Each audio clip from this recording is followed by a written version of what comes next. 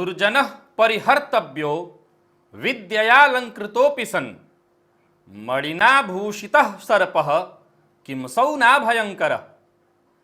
नमस्कार प्रिय दर्शकों, हाजिर हूं मैं आपके सवालों का जवाब लेकर, यानी सवाल आपके जवाब हमारे। एक से बढ़कर के एक जो प्रश्न आप सभी दर्शकों ने किए हैं, आइए उन प्रश्नों का जवाब देना प्रारंभ करता हूं अपने ज्ञानानुसार, अपने सामर्थ्यानुसार। दुर्जनः परिहर्तव्यो, कहते हैं कि सज्जन व्यक्ति कभी अगर बुरा कर दे तो उसे त्यागिए मत, और दुर्जन व्यक्ति जिसके बारे में आप जानते हैं कि वो दुर्जन है और आपको ऐसा लगता है कि क्या हुआ, दुर्जन लोगों के लिए है, मेरा तो उसने कभी अहित नहीं किया। यह हो सकता है कि अब तक आपकी बारी नहीं आई, लेकिन आएगी अवश्य। शास्त्रकार कहते हैं दुर्जनः परिहर्तव्यो, दुर्जन का त्याग कर देना चाहिए। विद्ययालंकृतोऽपि सन्, चाहे वो कितना भी आपके लिए बढ़िया हो, या यूं कहें कि विद्वान ही क्यों न हो, विद्या से अलंकृत क्यों न हो। कहा मणिना भूषितः सर्पः किमसौ न भयंकर। मणि से विभूषित सर्प क्या भयंकर नहीं होता? क्या वो वक्त आने पर काट नहीं लेगा? तो मणि से विभूषित सर्प भी भयंकर ही होता है। उसी तरह दुर्जन, वो चाहे कितना भी विद्या से अलंकृत हो, उनका त्याग करना ही उचित है। मुकेश जैन जी का पहला प्रश्न है, इन्होंने पूछा है कृष्णावतार सब अवतारों में विलक्षण क्यों है? वैसे तो भगवान का प्रत्येक अवतार ही विलक्षण है, प्रत्येक अवतार विलक्षण है, परंतु कृष्णावतार में अगर आप देखें तो सभी अवतारों से ज्यादा एक चीज आपको बड़ी मात्रा में दिखाई पड़ेगी। वैसे तो सभी अवतारों में कुछ ना कुछ विशेष है, बिना विशेषता के कोई भी अवतार भगवान का नहीं हुआ। सभी अवतारों में विशेषता है, परंतु कृष्णावतार में एक चीज सबसे ज्यादा जो दिखाई पड़ती है वो है प्रेम। चहुओर केवल और केवल प्रेम दिखाई पड़ता है। जब से अवतार हुआ और उसकी भूमिका जब से बनती है, कहीं ना कहीं प्रेम का वास हो जाता है, और परमात्मा प्रेम में ही है। तो रामावतार में प्रेम नहीं था ना, रामावतार में भी प्रेम की कमी नहीं थी। भगवान श्री राम ने अपने प्रेम का प्रदर्शन किया तो है। हे खग हे मृग, सबसे वो पूछ रहे हैं, खग से, मृग से, वृक्ष से, लता पत्रों से, सबसे पूछ रहे हैं माता सीता का पता। तो ये तो प्रेम का प्रदर्शन उन्होंने किया है। लेकिन भगवान श्री कृष्ण का प्रेम, योगेश्वरेश्वर श्री कृष्ण का प्रेम, अनन्य प्रेम जो उन्होंने प्रदर्शित किया है, तो कृष्णावतार में केवल और केवल प्रेम ही चहुं ओर बिखरा दिखाई पड़ता है, केवल प्रेम। इस प्रेम के कारण ही कृष्णावतार इतना विलक्षण हो गया है। मैं श्रेष्ठ तो नहीं कह सकता, क्योंकि श्रेष्ठ सभी अवतार हैं, विलक्षण हो गया है। आर कुमार, इन्होंने पूछा है किसी ग्रह के बीज मंत्र के जप संख्या पूरा होने के बाद यदि हवन न कर पाए तो ऐसे में दशांश, हवन, तर्पण और मार्जन के विषय में किसी भी ग्रह के बीज मंत्र के ऊपर उदाहरण के साथ समझाने का प्रयत्न करें। इसमें क्या उदाहरण देना? आपने ग्रह का जप कर लिया, अब जप करने के बाद दशांश हवन होता है, और दशांश हवन का दशांश मार्जन, दशांश तर्पण, दशांश मार्जन, तर्पण और मार्जन कर दिया, उसका दशांश दशांश होता है आगे क्रम में। तो आप उसका दशांश, 10वां अंश जप, पहले तो जप किया, जप का 10वां अंश हवन, हवन का 10वां अंश तर्पण और तर्पण का 10वां अंश मार्जन, तो आप उसका 10वां अंश निकालते चले जाइए। उसका 10वां अंश निकाल करके आप कर लीजिए, बस इतना ही करना है। इसमें उदाहरण कौन सा ऐसा चीज समझाना है जो बहुत कठिन है। एक बात यहां पर बता दूं, एक प्रश्न है जो लगातार पूछा जा रहा है, और उस प्रश्न को अभी आज भी मैंने छोड़ दिया क्योंकि आज प्रश्न पूरे हो गए थे। लगातार एक प्रश्न मैंने बताया है, लेकिन फिर से बार बार मांग, सो मैं बताऊंगा उसको। उतारा का प्रश्न बताना जरूरी भी है, क्योंकि कई बार ये उपायों में मैं इसका प्रयोग करता हूं, और बहुत पूर्व में बताया था, फिर से एक बार। तो अगले शुक्रवार को मैं प्रयत्न करूंगा कि उतारा वाला प्रश्न जिन्होंने भी भेजा था फिर से भेज दीजिएगा। अगले सप्ताह चुनाव हो जाएगा। गौतम चंद्रा जी ने पूछा है क्या सुहागिन महिला को चंदन का तिलक लगाना वर्जित है? नहीं, बिल्कुल नहीं, सफेद चंदन न लगाएं, क्योंकि उन्हें मैंने बताया था पिछले ही सप्ताह कि 16 श्रृंगार करके रहना चाहिए पति जिस महिला के हैं। तो उन्हें सफेद श्वेत चंदन नहीं धारण करना चाहिए, बाकी लाल चंदन बिल्कुल धारण करें, कहां कोई दिक्कत है। सुलेखा दास जी ने पूछा है, सूर्य का अर्घ्य देने की विधि। इस वीडियो में आपने बोला था सूर्य को अर्घ्य देने वाले अर्घ्य को गलती से भी पैर ना लगाएं, परंतु मैं जब सूर्य को अर्घ्य देता हूं उसी समय थोड़ा पानी का बूंद मेरे पैर पर आकर गिरता है, इसमें कोई दोष तो नहीं है। दोष है ना, क्यों पानी का बूंद आपके पैर पर गिरता है? मैं भी देता हूं, आज पता नहीं कितने वर्ष, मुझे याद भी नहीं है, लेकिन नहीं गिरता मेरे पैर पर। आपके क्यों गिरता है? आप ऐसा कैसे देते हैं कि या देती हैं? सुलेखा नाम और प्रश्न पुरुष ने किया है। खैर, बिल्कुल पैर पर नहीं गिरता, मैंने उसका विधि बार बार बताया, झुक कर दीजिए, नहीं गिरेगा। आगे आपने कहा गायत्री मंत्र को छोड़कर स्त्रियों को कौन से मंत्र से सूर्य अर्घ्य देना चाहिए? ओम ब्रह्म स्वरूपिणे श्री सूर्य नारायणाय नमः।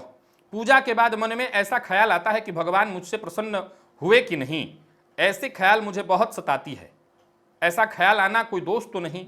नहीं, इसमें कोई दोष नहीं है, इसमें कोई दोष नहीं है। हालांकि मैं आपको बता दूं कि पूजन के पश्चात मन में अपने आप ही आह्लाद, प्रसन्नता उत्पन्न होनी चाहिए।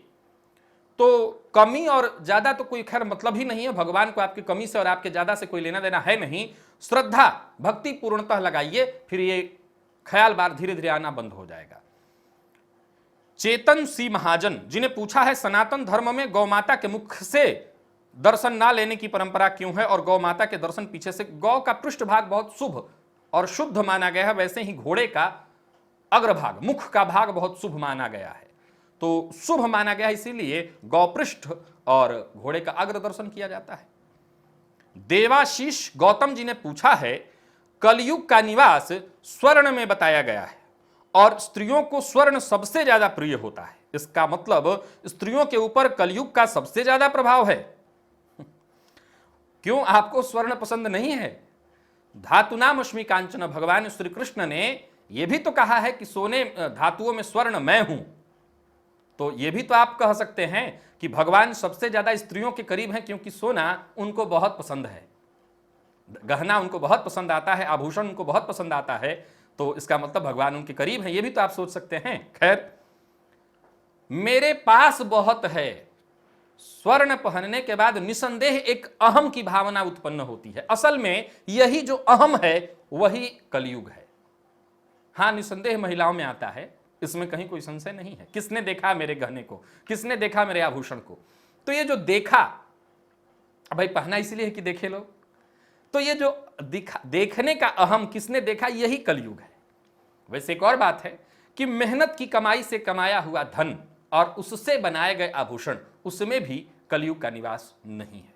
तो आप ये मत समझिएगा कि महिलाओं को अगर स्वर्ण आभूषण पसंद है तो कलयुग का अधिक वास है। असल में भगवान श्री कृष्ण धातुओं में सोना अपने आप को कहते हैं, तो स्वर्ण उनको पसंद होना यानी भगवान के करीबी सबसे ज्यादा भगवान उनको अधिक पसंद है, यह भी एक रास्ता हो सकता है, इसको सोच के देखिए। प्रमोद राय जी ने पूछा है, यदि कोई शुभ काम गलती से राहुकाल में हो जाए तो कैसे प्रायश्चित्त करें? काहे का प्रायश्चित्त? हो गया तो भूल जाइए उसको, अगर हो ही गया तो भूल जाइए, नहीं करना चाहिए। हो गया तो बात खत्म, भगवान से प्रार्थना कर लीजिए, ही प्रायश्चित्त है। देखिए, मैं बार बार एक ही चीज आप लोगों को बताना चाहता हूं। इस कार्यक्रम को करते अब लगभग 90 के आसपास एपिसोड, अब 100वां एपिसोड जिस दिन बने तो मैं एक उत्सव ही मना लूं, क्योंकि अब तक मेरे सभी कार्यक्रमों में मुझे सबसे ज्यादा पसंद मेरा यही कार्यक्रम है। औरों को भी पसंद आता है, जो मेरे पुराने दर्शक हैं सब यही देखते हैं। तो मैं जानता हूं कि इतने दिनों में मैंने सिर्फ एक ही काम किया है कि सनातन धर्म और धर्म से आपका डर दूर कर दूं। मेरा एक ही उद्देश्य रहा कि भय, डर से आपको मुक्त करा दूं। डरने की कोई आवश्यकता नहीं, सनातन धर्म में डरने की आवश्यकता ही नहीं है, जगह ही नहीं है डर का। तो आपने गलती कर दी तो ये प्रायश्चित हो गया, बस जाकर के भगवान से प्रार्थना कर लीजिए, सब ठीक हो जाएगा। तो इसमें कोई डर नहीं, कोई गलती नहीं। पूर्णिमा चौधरी जी ने पूछा है, विष्णु भगवान के जो 1000 नाम हैं उनको बोलने से पहले उसका भी श्राप विमोचन करना पड़ता है। देखिए, एक बात आपको बता दूं कि यह श्राप विमोचन निसंदेह कई जगहों पर उल्लेखित है, कर लेना चाहिए, लेकिन आपको बता दूं कि ज्यादातर मामलों में केवल भ्रम है। एक बड़ा सरल विषय है कि मैं आपको कुछ करने ही ना दूं। जैसे ही आप काम शुरू करें, कुछ अच्छा करने का प्रयत्न करें, मैं वहां 50 तरह की समस्याएं खड़ा कर दूं कि ऐसे नहीं करना चाहिए, ऐसे नहीं करना चाहिए। आप जिस आसन पर बैठे हैं वो ठीक नहीं है, आपने कल खाना क्या खाया था वो ठीक नहीं था, आज आपने प्याज खा लिया ये ठीक नहीं है, आज आप नहाने के बाद कुछ छू लिए थे वो ठीक नहीं है। देखिए, जब तक आप परमात्मा को बाहर जगत में, बाह्य जगत में ढूंढेंगे और बाह्य लोगों से इस मामले में पूछेंगे, न तो आपको परमात्मा कभी मिलेंगे और न बाह्य लोग आपको करने देंगे। वो खुद न करते हैं न आपको करते देखना चाहते हैं। तो मैं एक छोटी सी बात बताना चाहता हूं कि जब बात परमात्मा के नाम लेने की आ जाए, जब बात परमात्मा की आराधना का आ जाए, तो न तो कोई मुहूर्त, न कोई दिन, न कोई तिथि, न कोई वार, कुछ नहीं। सबसे श्रेष्ठ समय वही जब मन में ये ख्याल आया। ख्याल आया है मतलब परमात्मा ने आपको अभी अभी याद किया है।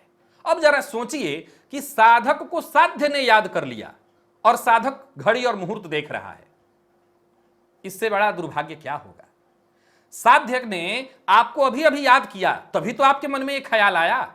हम दोनों एक दूसरे से जुड़े हैं, साध्य और साधक दोनों एक दूसरे से जुड़े हैं, दोनों प्रेमी हैं एक दूसरे के। अब एक प्रेमी ने याद किया और दूसरा प्रेमी घड़ी देखने लगा, मुहूर्त देखने लगा कि वो मुहूर्त आएगा तब अपने प्रेमी के पास जाऊंगा, जैसे है निकल लीजिए। प्रेमी ने याद किया है। अब यहीं पर आपकी कमजोरी हो जाती है और आप डर जाते हैं, और मेरा कार्यक्रम ही इसीलिए मैंने बनाया, इस भय से आपको मुक्त करा दूं, क्योंकि मैं अपने आप को इससे मुक्त करने में लगा हुआ हूं। हां, आप निश्चिंत हो जाइए कि जो डर आपके अंदर है वो डर मेरे भीतर भी है कि कहीं ये गलती तो नहीं हो गया, आज ये छूट गया। मैं भी उसी डर पर विजय पाने का प्रयत्न निरंतर कर रहा हूं। निश्चिंत होइए कि अगर आपसे गुड़ खाने की बात, गुड़ खाने की मनाही करने आया हूं, तो मैंने उसको पहले से छोड़ना प्रारंभ कर दिया था, अब तब आपको कह रहा हूं। निश्चिंत होकर के बड़े प्रेम से, श्रद्धा और विश्वास के साथ करिए, जो जहां जैसे। बस इतना मान के कि आपका प्रेमी आपको याद कर रहा है और आप कहां खोए हुए हैं, क्या घड़ी मुहूर्त और क्या क्या देख रहे हैं, लग जाइए। चलते हैं आगे, और अगला प्रश्न है शोभा जी का। इन्होंने पूछा है कि मैं अपनी तुलसी के बीजों से नए पौधे उगाए हैं, तो लोगों ने कहा कि ऐसे पौधे उगाने से पाप लगता है, तो कृपा कर इसका समाधान बताएं। मैंने यह प्रश्न 3 बार पहले भी भेजा है, अब बताइए इसमें मैं क्या समाधान बताऊं। अब तुलसी का जो पौधा उत्पन्न होता होगा वो हवा से तो उत्पन्न होगा नहीं, बीज से ही उत्पन्न होगा, और आपने बीज से उत्पन्न कर दिया, तो इसमें बुराई क्या कर दी आपने, मेरी समझ से परे। अब इसमें क्या मैं जवाब दूं। अगर आपने 3 बार भेजा तो निसंदेह तीनों बार आंख से आज भी छूट जाता तो कोई बहुत बड़ी बात नहीं है, लेकिन अब सवाल सोच के देखिए कि इसमें बुराई क्या है। भाई, बीज से ही पौधे का जन्म होता है, तो पौधा बीज से ही जन्मेगा। अब आपने पौधा उत्पन्न कराया, अब किसी को दिक्कत हो रही होगी, उनको लग रहा होगा आपने ऐसा कैसे कर दिया, हम तो नहीं कर पा रहे हैं। बस मुझे तो नहीं लगता इससे ज्यादा कोई और इसमें रहस्य है। उनका नहीं होता होगा, आपका हो गया, तो आप आनंद लीजिए इस बात का और आगे और उत्पन्न करिए, उनको भी एक आध दे दीजिएगा, बात खत्म। आदित्य कुमार जी ने पूछा है, हमारे घर में जो पूजा स्थान पहले था वो गलत बन गया था, फिर एक नया पूजा घर बनाया है, तो वहां जो घर देवता थे, वहां जो घर वाले देवता थे उनको हटा के नए पूजा घर में ला सकते हैं क्या। किसी ने बोला था कि बार बार स्थान नहीं बदलते रहना चाहिए, एक बार स्थापित हो गए तो हो गए। हां, तो बार बार बदलते रहिए जी, बिल्कुल बदलिए। असल में सबसे पहले तो यहां तो प्रश्न ही नहीं है, क्योंकि मैं बता दूं ये सचल प्रतिष्ठा होती है, और जहां आपको सुविधा जन्य लगे वहां ले जाइए, तो बार बार बदलिए, कोई दिक्कत नहीं है। और फिर आपने तो कहा कि गलती से वहां पर जहां रखा है वो गलत जगह है और आप अच्छे जगह पर ले जाना चाहते हैं, तो कर ही दीजिए। मैं सबसे पहले कहना चाहता हूं, परोपकाराय पुण्याय पापाय परपीडनम। दूसरों का अपकार करना, दूसरों को नुकसान पहुंचाना सनातन धर्म में सबसे बड़ा पाप बस यही है। कर्मकांड की कुछ विधाएं हैं, इसमें कहीं कोई संशय नहीं, मैं खंडन इसका कतई नहीं करता, क्योंकि मैं जानता हूं कि कर्मकांड की विधाएं हैं, विधि है, उन्हीं विधियों नियमों के साथ ही कर्मकांड होना चाहिए। लेकिन कर्मकांड में आपको इतना डर लगने लगे, इतना भ्रम होने लगे कि आप निकले ही ना घर से, इससे अच्छा आपको लगे कि मैं करूं ही ना, तो फिर ऐसी परंपरा, ऐसी रूढ़िवादिता को तोड़ देना होगा, और फिर जो आपको सहज, सरल और जैसे अच्छा लगे वैसे करिए, जैसे अच्छा लगे वैसे करिए। हां, कर्मकांड की विधाओं की नियम, क्योंकि कर्मकांड नियम पर ही टिका है, विधाओं पर ही टिका है, उसको करने की जो विधि बताई गई है वो वैसे ही है। लेकिन अगर आपको यह भय देने लगे, आपको यह डर लगने लगे, तो सबसे पहले इस बंधन को, इस डर को, इस भय को तोड़ दीजिए। परमात्मा को प्राप्त करने की पहली सीढ़ी यही है कि भय को तोड़ दो, बंधन को तोड़ दो, जकड़न को तोड़ दो, रूढ़िवादिता को, अंधविश्वास को तोड़ दो, तो परमात्मा को प्राप्त करने की पहली सीढ़ी आपने चढ़ ली। तो आपको जहां डर लगे, जहां भय लगे, उस सीढ़ी को ही तोड़ दीजिए, उसको, उस रास्ते को ही तोड़ दीजिए, और फिर आप निश्चिंत हो जाइए, आपने कोई गुनाह नहीं किया। गुनाह यह है कि आपने किसी का दिल दुखा दिया, गुनाह यह है कि किसी का आपने ह्रास कर दिया, गुनाह यह है किसी को नुकसान पहुंचा के आप संतुष्ट महसूस कर रहे हैं, यह गुनाह है। अगर आपने ऐसा नहीं किया तो निश्चिंत हो जाइए, आपने कुछ भी गलत नहीं किया, और सनातन धर्म, इससे आपको कोई पाप नहीं लगेगा, इससे आपको कोई नुकसान नहीं होगा, यह बात याद रखिएगा। राकेश हर्षवाल जी ने पूछा है, हरिवंश पुराण पढ़ने के बाद पुत्र प्राप्ति अवश्य होती है, क्या यह सही है? कृपया इस बारे में जानकारी दें। जिसे 2 पुत्री पहले से ही है, क्या वह यह पुराण पढ़कर लाभ होगा उसको? साहब, जिसको ये प्रश्न जिसने पूछा, जैसे आपने पूछा, अगर सामने वाला भी यही प्रश्न पूछ रहा है, क्या यह सही है, हां, तो उसके लिए जवाब है नहीं, यह बिल्कुल गलत है, ऐसा नहीं हो सकता, क्योंकि उसने प्रश्न पूछा है। और अगर आपने कहीं सुना किसी के मुंह से, वो चाहे कोई भी हो, कि हरिवंश पुराण पढ़ने से संतानोत्पत्ति या वंश की वृद्धि होती है, और आपने अंधविश्वास किया इस पर, नोट, अंधविश्वास किया इस पर, तो होती है, 100% होती है। लेकिन अगर प्रश्न किसी ने किया है कि होती है, ये सही है, जिनाना बिल्कुल झूठ है, ये ऐसा हो ही नहीं सकता। हरिवंश पुराण पढ़ने से मतलब उत्पन्न होने लगे तो दुनिया भर को करा दिया जाए, सबको चाहिए, जिनको उनको हम करा, क्यों ना करा दें जी, ऐसा बिल्कुल नहीं हो सकता, ये 100% झूठ है। और सत्य है कि अगर कहीं सुना आपने और अंधविश्वास किया इस पर, बिल्कुल ऐसा ही होता है, और आपने किया, निसंदेह हो जाएगा। असल में न तो हरिवंश पुराण का यहां कोई लेना देना, ना कुछ, आपके विश्वास, आपकी श्रद्धा का सारा खेल है। जहां ही आपने प्रश्न लगा दिया, प्रश्न चिन्ह, समाप्त बात। क्योंकि आप जब भी बैठेंगे करने, आपके दिमाग के किसी कोने में, आपके अंतरात्मा में, अंतर मन में कहीं ना कहीं एक क्वेश्चन मार्क खड़ा है कि चलो ये भी कर लेते हैं। हां, तो नहीं होगा ना, नहीं होगा, क्योंकि ये भी कर लेते हैं, आपको वो विश्वास कहां है?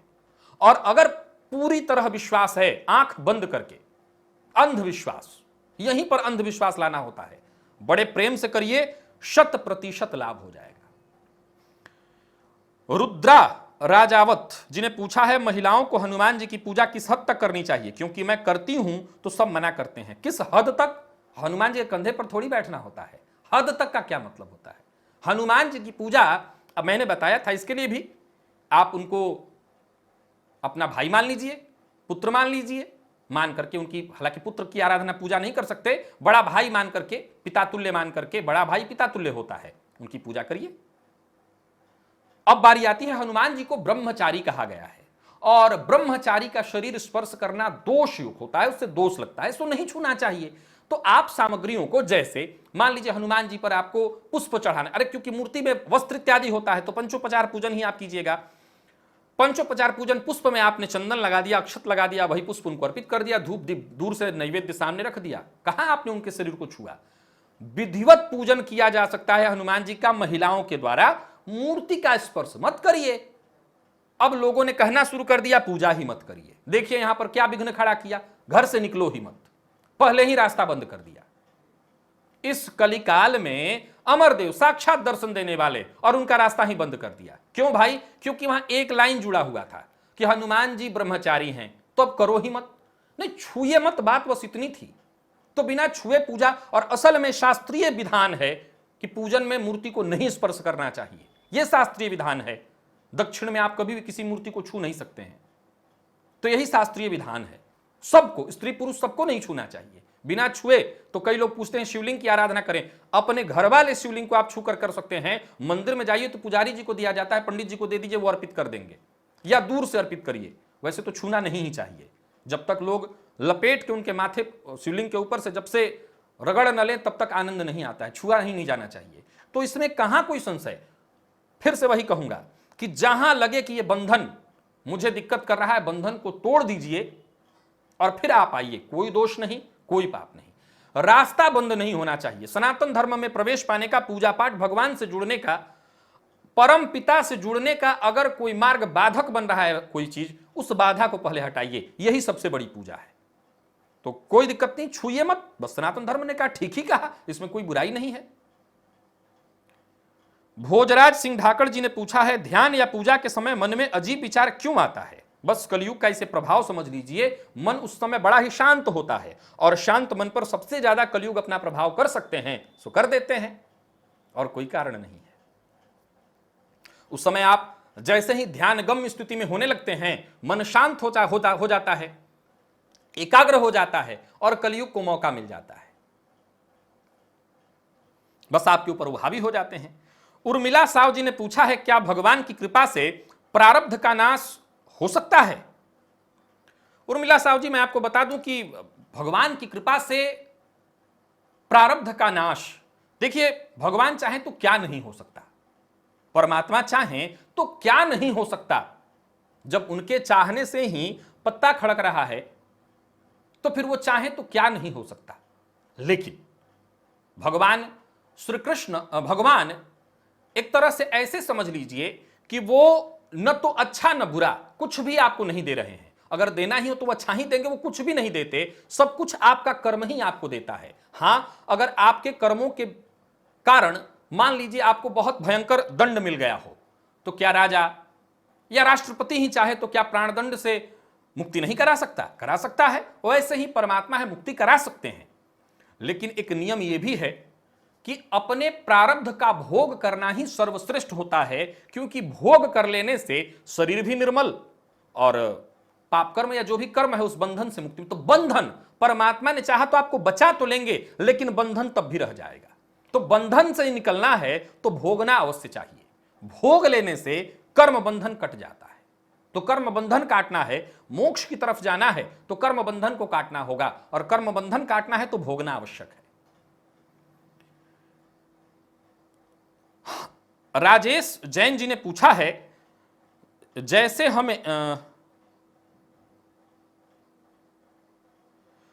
हमें सही विधि से पूजा ना करना आए तो भी क्या हम शिवलिंग पर केवल जल चढ़ा सकते हैं? क्या भोलेनाथ उससे भी प्रसन्न हो सकते हैं? इसमें पूछने की बात है। भोलेनाथ उसी से प्रसन्न होते हैं जिसको न आए।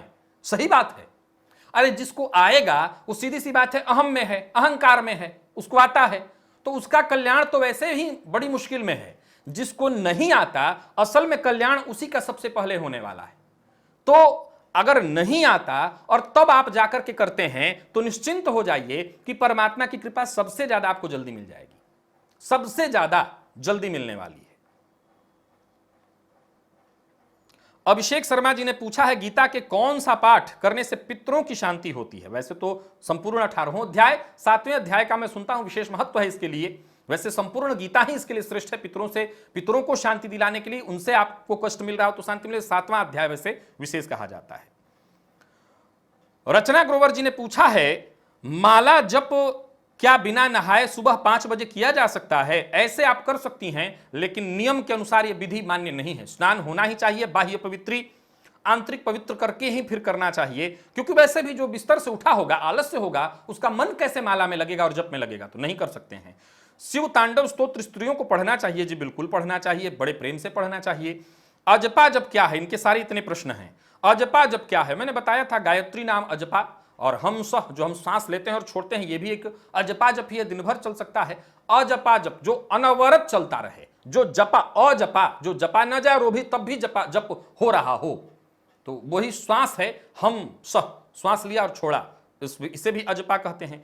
एक और प्रश्न है, यदि पत्नी का लग्न राशि सिंह हो तो पति कुंभ हुआ, तो क्या शिवलिंग पर समी वृक्ष के पत्ते चढ़ाने चाहिए? यदि पत्नी का लग्न राशि सिंह हो तो पति का कुंभ हुआ, तो क्या शिवलिंग पर समी वृक्ष के पत्ते चढ़ाने चाहिए? इसका क्या मतलब हुआ? मतलब या तो मैं ये सवाल नहीं पढ़ समझ पाया हूं, और या फिर मैं जो जवाब देने जा रहा हूं वो आपको फिर समझ में नहीं आएगा कि अमेरिका के प्राइम मिनिस्टर जो है वहां के डोनाल्ड ट्रंप हैं और बिहार के मुख्यमंत्री नीतीश कुमार जी, तो आज मोदी जी ने सफेद कुर्ता पहना होगा। ये क्या मतलब हुआ? इस प्रश्न का मैं क्या जवाब दे सकता हूं? इसमें मतलब क्या कोई तर्क है या आपको लिखने में कुछ गलती हुई है? मुझे लगता है कि ये प्रश्न मतलब कोई मुद्दा ही नहीं आ रहा है कि पत्नी का लग्न राशि सिंह तो पति का कुंभ, ठीक है सामने पड़ता, तो शिवलिंग से इसमें क्या लेना देना? हालांकि पति कुंभ हुआ वैसा तो हुआ नहीं, सप्तम भाव में कुंभ राशि हुई, तो शिवलिंग से इसमें क्या लेना देना? समीप वृक्ष का पत्ता शिवलिंग पर सभी लोग चढ़ा सकते हैं, इसमें कुंभ और सिंह का क्या लेना देना? खैर, हो सकता है आपसे कुछ छूट गया हो लिखने में। यशराज तिवारी जी ने पूछा है, आपने बताया था कि सावन के महीने में हर दिन शिव जी के मंदिर में जाकर शिव जी का रुद्राभिषेक करना है, तो क्या यह जरूरी है कि हर दिन एक ही मंदिर में जाएं या कभी कभी किसी और शिव जी के मंदिर में भी जा सकते हैं? आप जरूर जाइए, सभी जगह एक ही हैं। एक मंदिर में जाने की बात करने का अर्थ यह है कि आप एक ही मंदिर में जाएंगे तो उस मंदिर का रखरखाव होगा, कोई चीज अगर आपको कमी दिखाई पड़ेगी उसे आप दुरुस्त करेंगे, तो रोज रोज जाते रहेंगे तो वहां की अच्छाइयां, बुराइयां, कमियां सब आपकी नजर में होंगी। मंदिर में जाने का अर्थ केवल भगवान की पूजा करके और आपका काम समाप्त नहीं। मंदिर में जाने का अर्थ है कि मंदिर धर्म का एक सामान्य ही सही परंतु माध्यम प्रशस्त करता है, उसकी सुरक्षा भी होनी चाहिए आपके द्वारा। हर व्यक्ति का यह कर्तव्य है कि वो मंदिर की सुरक्षा करे। तो आप जब जाएंगे तो वहां देखेंगे कि आज आया था तो वहां पर फैन लगा हुआ था, फैन कहां गया? कोई उठा के तो नहीं ले गया, तो उसकी व्यवस्था देखी जाए कौन ले गया। अगर नहीं ले गया है, नहीं किसी को गर्मी तो नहीं लग रही, तो फैन की हम व्यवस्था करा देते हैं। कहीं नल में पानी तो नहीं आ रहा तो हम उसकी व्यवस्था करा देते हैं। तो आप वहां पर डे जाएंगे खाली पूजा करना, तो आपको कितना उसका लाभ मिलेगा? मंदिर जिन्होंने बनाया उनको दशांश चला जाएगा, बाकी जो चीजें वहां पर लोगों ने किया हुआ है उनको दशांश चला जाता है। आपको क्या मिला? आप एक मंदिर में जाते हैं तो मंदिर बनाने वाले का दशांश, एक मंदिर को बनाने में कई लोग शामिल होते हैं तो सबको दशांश बट गया, आपको क्या मिला? तो इसलिए आप भी जाइए वहां पर, जब जरूरत हो सके कुछ दीजिए, कुछ करिए। तो आप रोज जाते रहेंगे तभी तो आपको पता होगा क्या कमी, क्या अच्छा, क्या ज्यादा, तो आप उस मंदिर को करेंगे। फिर वहां पर जब आप रोज जाते हैं तो वहां के देवता भी आपसे जुड़ जाते हैं। उदाहरणार्थ वहां के पुजारी, देवता का अर्थ वहां पुजारी ही देवता हैं, वो पुजारी ही देवता हैं, तो आपसे कभी कुछ जरूरत पड़ेगी तो मांग लेंगे। ऐसे आप पहले दिन जाएंगे तो आपसे थोड़ी वो कुछ मांगेंगे, तो मांग लेंगे और आपसे कह देंगे कि फलाना जरूरत है, तो देवता का आदेश मान सकते हैं आप वहां के, क्योंकि उनके द्वारा उन्होंने कहवाया। तो रोज एक ही जगह जाना उचित है, वैसे आप जहां जाना चाहें कोई दिक्कत नहीं है। संचिता राय जी ने पूछा है, शिव जी का तांडव स्तोत्र पाठ कब करना चाहिए? कौन से मंत्र पाठ करने से शिव जी संतुष्ट होते हैं? यहां पर सब कहते हैं कि शिव जी के ऊपर तुलसी पत्ता अर्पित करने से शिव जी रुष्ट होते हैं। जी हां, तुलसी पत्र नहीं, तुलसी मंजरी अर्पित आप कर सकते हैं, और शिव तांडव स्तोत्र पाठ सुबह शाम जब आपकी इच्छा हो तब कर लीजिए। शिव जी इसी से संतुष्ट होते हैं, शिव जी एक लोटा जल चढ़ाने से संतुष्ट होते हैं। पार्थ जो जैन जी ने पूछा है, कहा जाता है विष्णु सहस्त्रनाम का पाठ शिव जी के सामने बैठकर करने से विशेष लाभ होता है, तो फिर शिव जी के मंत्रों का जाप विष्णु भगवान के सामने करने से लाभ होता है? अरे बिल्कुल होता है। आप भोलेनाथ का जप करिए और विष्णु भगवान को अर्पित कर दीजिए, विष्णु भगवान का जप करिए, शिव जी को अर्पित कर दीजिए, बिल्कुल ऐसा करके आप विशेष लाभ ले सकते हैं। पुष्पा प्रधान जी ने पूछा है, शनि की 7.5 के दौरान क्यों ज्यादातर वैवाहिक जीवन टूट जाता है? हमने बहुत लोगों को देखा कि किसी को बीमारी से मृत्यु, कहीं अवैध संबंध के चलते, ताजा घटना तो विवाह को 6 माह हुआ, पति की छोटी सी दुर्घटना में मौत। देखिए यहां पर शनिदेव कहीं ना कहीं, देखिए ऐसा कहना हालांकि गलत हो जाएगा, अगर मैं इसकी पुष्टि कर देता हूं तो ये डर और भ्रम पैदा करने वाला हो जाएगा। 7.5 में लोगों का भला भी होता है, मैं खुद ही उसका जीता जागता उदाहरण हूं। लेकिन हां, 7.5 का दौर सबसे ज्यादा चंद्रमा अर्थात मन पर होता है, और मन ही मनुष्याणाम कारणम बंध मोक्षयो हो, तो सब कुछ यही है। और इसके चलते तमाम तरह की विघ्न, बाधाएं, परेशानियां, 7.5 का कारण ही यही है कि नाना प्रकार की परेशानी आपके ऊपर आ जाए, मानसिक रूप से विक्षिप्त हो जाएं आप, तो विक्षिप्त करने के लिए परेशानी तो उसी लेवल की आएगी, तो ये हो जाता है। लेकिन ये मैं नहीं कहूंगा कि 7.5 नहीं आई कि सब कुछ चला ही जाएगा, ऐसा कुछ नहीं। हनुमान जी की जो शरण में है, भोलेनाथ की जो शरण में है, उसको कोई दिक्कत कभी नहीं होती। प्रज्ञा कौशिक जी ने पूछा है, पूजा में प्रयोग की गई सामग्री जैसे कि दिया, बत्ती, फूल, बंदरवार और भगवान जी की खंडित मूर्ति या पुराने चित्र आदि का क्या करना चाहिए? देखिए असल में आजकल कहा जा रहा है कि नदियां इससे प्रदूषित हो जाती हैं, तो मना ही किया जाता है, और उचित भी है, नदियों की सुरक्षा जरूरी है। वैसे बाढ़ का जो समय आया हुआ है, तो इस बाढ़ के काल में आप डाल दीजिए, बहुत तीव्रता गति से प्रवाहित होकर के वो समुद्र में चला जाएगा। तो अगर ऐसी चीजें हैं तो इकट्ठा करके बाढ़ के समय में नदियों में प्रवाहित कर दीजिए, इस समय कोई दिक्कत नहीं, बह जाएगा जो भी होगा।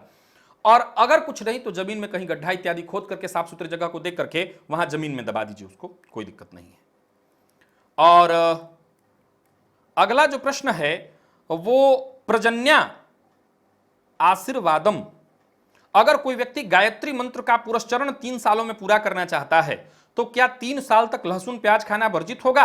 और क्या गायत्री मंत्र को उत्कीर्णित भी करना आवश्यक होगा? अगर कोई ज्यादा संख्या में जब करना हो तो जिस दिन आपने पुरस्चरण का प्रारंभ किया उसी दिन पहली बार, चूंकि पुरस्चरण का आपने प्रारंभ संकल्प ले लिया, तो उसी दिन पहली बार आपको उत्कीलन इत्यादि शाप विमोचन सब कर लेना चाहिए। इसके बाद अब एक बार भी करने की आवश्यकता नहीं है। अब बारी आती है 3 साल तक आपने संकल्प लिया है पूरा करने का, अब लहसुन प्याज की बात कर रहे हैं।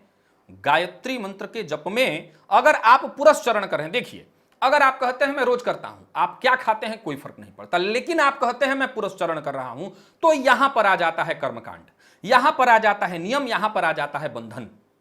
तो प्याज लहसुन की बात कर रहे हैं, प्याज लहसुन छोड़िए, सारे नियमों का पालन फिर करना, चाहे वो सैया का त्याग करना, नाखून इत्यादि न बनाना, क्षौर कर्म न कराना, प्याज लहसुन तो दूर की बात, भोजन इत्यादि भी बिल्कुल सात्विक हो जाना चाहिए, क्योंकि बात आप पुरस्चरण की कर रहे हैं, बात आप पुरस्चरण की कर रहे हैं।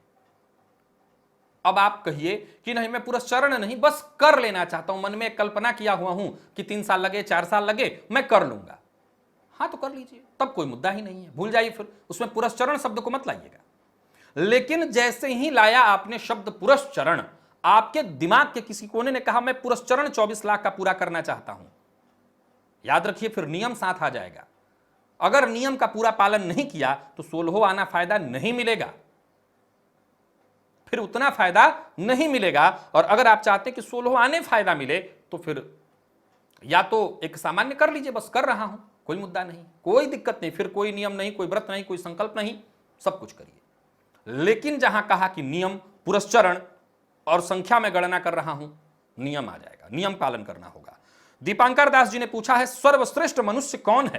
क्या बात है, आप हैं, मैं हूं, हम सभी हैं, हम सभी श्रेष्ठ हैं। हां, सर्वश्रेष्ठता की अगर परिभाषित की जाए तो सर्वश्रेष्ठ वही है जिसने अपने अहम का त्याग कर दिया है, और अगर नहीं किया तो न मैं सर्वश्रेष्ठ हूं, न आप हैं, न कोई है। वही सर्वश्रेष्ठ मनुष्य है जिसने अपने अहंकार का त्याग कर दिया।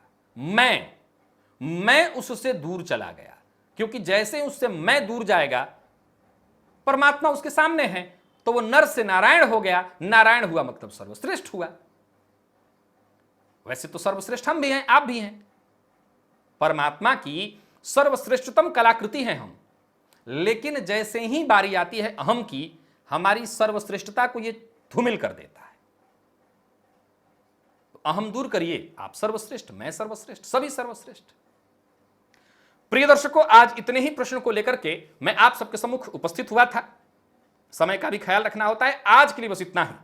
कल मुलाकात होगी फेसबुक पर लाइव, जब मैं आपकी जन्म कुंडली का अध्ययन करूंगा। तो आज के लिए बस इतना ही, इजाजत दीजिए, पुनः मुलाकात होगी, तब तक के लिए नमस्कार।